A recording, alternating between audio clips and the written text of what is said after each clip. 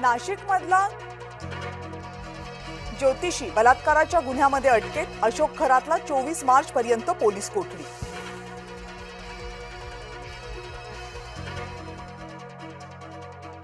अशोक खरातच्या अटकेनंतर सुषमा अंधारे यांचे रुपाली चाकणकरांवर आरोप.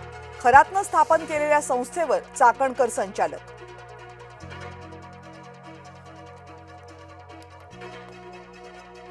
अजित पवारांच्या अपघातासंदर्भात फडणवीसांचं शहांना पत्र.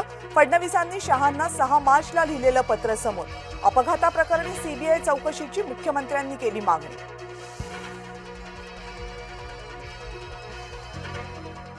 महापौर रितू तावडेंना दिलासा नाही. शिक्षक मारहाण प्रकरणी दोषमुक्ती अर्ज मुंबई सेशन कोर्टानं फेटाळला.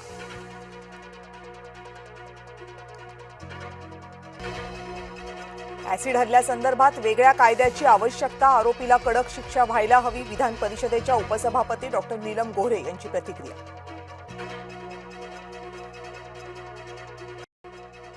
अमेरिकेचे दहशतवाद विरोधी प्रमुख जो केंट यांचा राजीनामा. ते कमकुवत होते, बरं झालं राजीनामा दिला. डोनाल्ड ट्रम्प यांची बोचरी प्रतिक्रिया.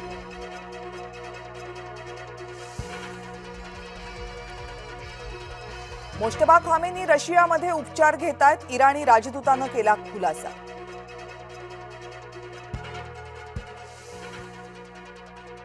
एलपीजीसाठी आंतरराष्ट्रीय स्तरावर वाटाघाटी. केंद्राच्या हमीनंतर नागपूर खंडपीठातील याचिका निकाली.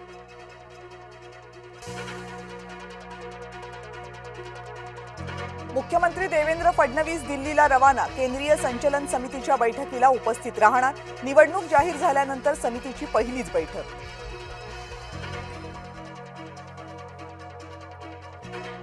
एसआयआर मोहिमेला भाजपकडून वेग. मुख्यमंत्री देवेंद्र फडणवीस, प्रदेशाध्यक्ष रवींद्र चव्हाण यांच्या उपस्थितीत कार्यशाळा. महाराष्ट्रात 2002 साली झालेल्या एसआयआरचा संदर्भ घेतला जाणार. भंडारा एमआयडीसी परिसरामधल्या सिलेंडर गोदामावर धाड. पुरवठा विभागाच्या कारवाईत 57 सिलेंडर जप्त. पिरॅमिड गॅस एजन्सीचं गोदाम सील.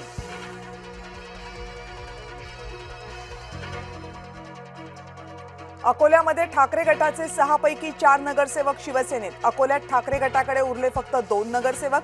शिंदेंच्या ठाण्यातील नंदनवन निवासस्थानी पक्षप्रवेश.